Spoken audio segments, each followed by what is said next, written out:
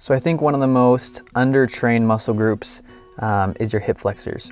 And so your hip flexors are basically the muscles that are creating this movement that you see here that Kelsey and I are doing. Something that very few people do. They're crucial because we use our hip flexors in almost any type of movement pattern that we're doing in any functional or real life activity. So here is your hip flexor muscle group. So it's really comprises three muscles, really two of them. But here you have your psoas minor, and then right next to it you have what's called your psoas major, and then right here you have your what's called your iliacus muscle.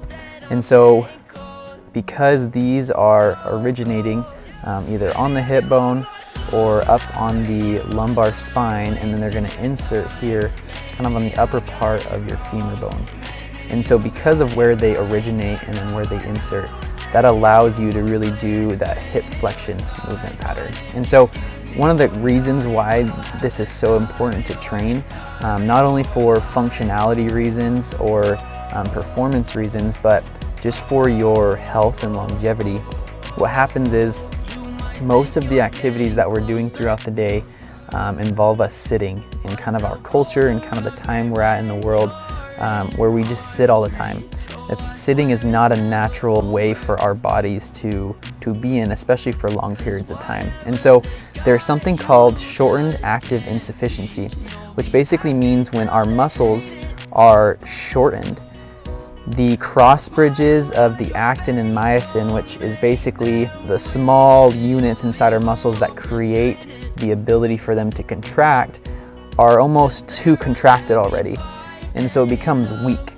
And so on top of it becoming weak and tight, oftentimes we'll get what's called an anterior pelvic tilt, which just basically means our hips will kind of shift forward and we'll have an excessive lumbar extension. And so this can lead to a lot of back pain. It leads to bad technique and bad body positions when we're exercising in the gym.